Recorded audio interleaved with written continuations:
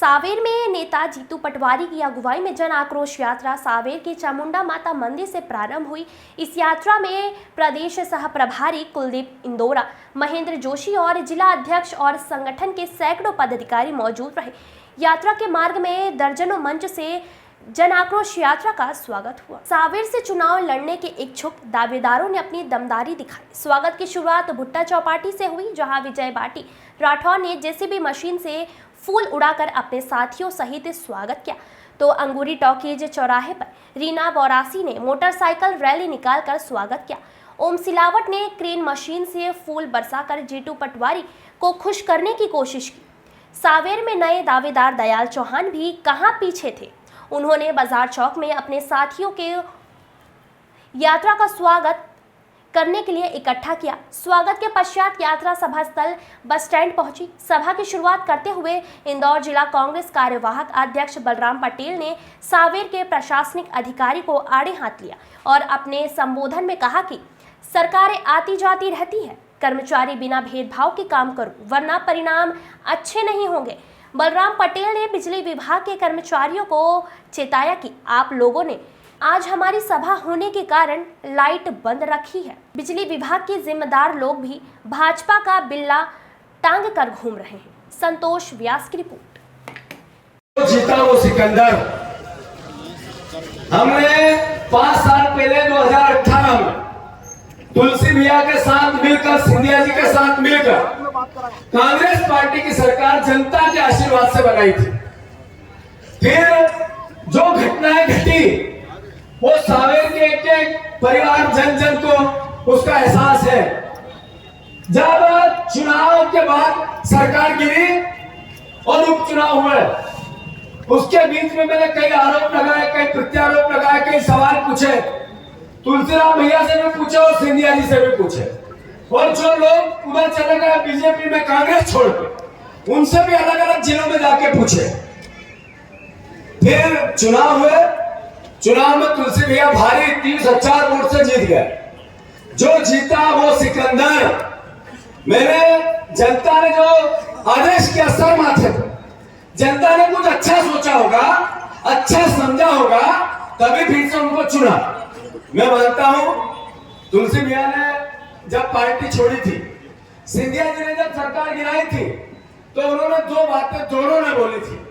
सिंधिया जी ने कहा कि वादे पूरे नहीं हो रहे हैं, किसानों का कर्जा नहीं माफ हुआ और अतिथि विद्वान, अतिथि शिक्षक सड़क पे है, तो मैंने कांग्रेस की सरकार सड़क पे ला दी। सिंधिया जी ने बोला था, सुना था आप लोगों ने? तुलसी भैया ने बोला, मेरी 63-70 साल कांग्रेस पार्टी मेरी मां थी, उसने मुझे पाला पोसा बड़ा किया, इस लायक बनाया कि मैं मंत्री बनूं।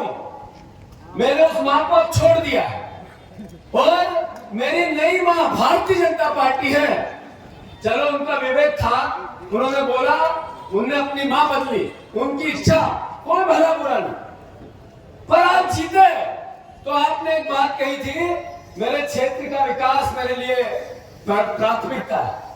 मैं सावेर के जन जन से, भारतीय जनता पार्टी के सावेर के परिवार वालों से, मैं आम जो कांग्रेसी है उससे भी, तुलसीराम भैया के 10 काम मंत्री बनने के बाद, 10 काम जिसको हम मील का पत्थर सावेर के आधुनिक विकास में बने, हॉस्पिटल की बिल्डिंग बनाई, पर ऑक्सीजन नहीं, पुराना के फौजी बिना ऑक्सीजन से दम तोड़ा 10 दिन पहले की नहीं तोड़ा?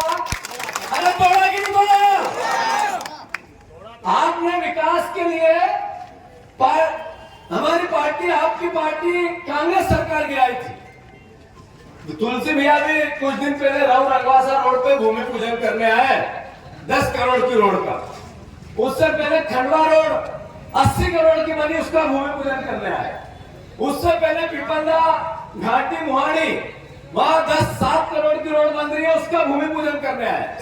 ऐसे 100-125 करोड़ की रोडों का राव में भूमि पूजन करने आए। सावेर में भूमि पूजन क्यों नहीं करते हो? क्या कारण है?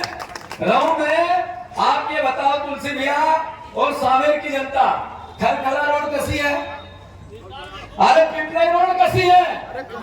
अरे खामोद रोड कैसी है? अरे पुराना रोड कसी है, खुड़ेल से गाड़ी पिपड़ा वाली रोड कसी है। अरे भैया, जब तुम सावेर की रोड में तो तुमने भूमि पूजन के कारण गड्ढा नहीं हुआ और राव में विकास हुआ है। ये जीतू पटवारी तो विधायक है, सरकार तो हमारी है, विकास तो हमारी पार्टी कर रही है। मैं एक मिनट वो करूँ बात करना है, एक मिनट तुम्हारी बात भी सुना। तो वहां पे रोड का भूमि पूजन और सावेर की जनता सड़क गड्ढों में वहां विकास वो करा रहे हैं और यहाँ जिनने वोट दिए 2-2 बार उपचुनाव में दल बदल के बाद भी उन लोगों का क्या 10 काम ऐसे जो तुलसीराम सिलावट जी ने सरकार बदलने के बाद करवा दिए हो किसी भी गांव के, किसी भी मोहल्ले के, शहर के, क्षेत्र के, तो आप मुझे गिनवा दो, व्हाट्सएप कर दो कि ये मील का पत्थर है। मैं अनुरोध करना चाहता हूं कि राव में भूमि पूजन करो। मैंने यही कहा कि ये संकेत है कि राव का विकास वो कर रहे हैं, जीतू पटवारी कर रहा है, सरकार कर रही है, मिला जुला प्रयास है, पर सावेर का विकास तो बाधित है।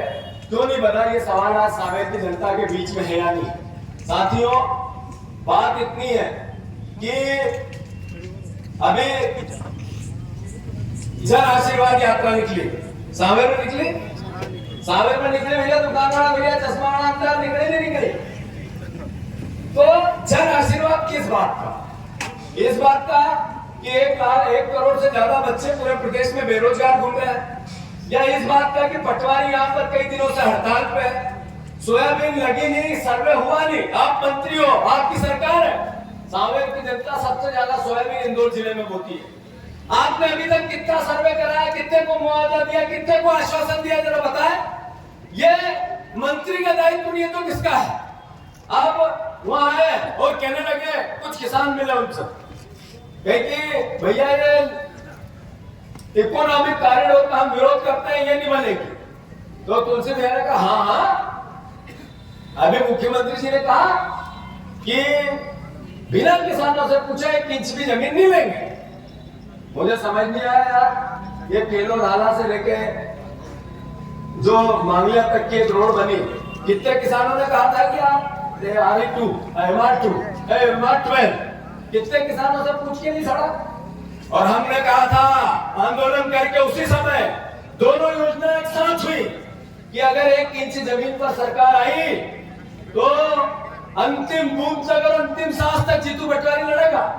उसके बाद दिखेगी हमारे किसानों की जमीन फ्री में छीनने के लिए गांव में जगह नहीं है।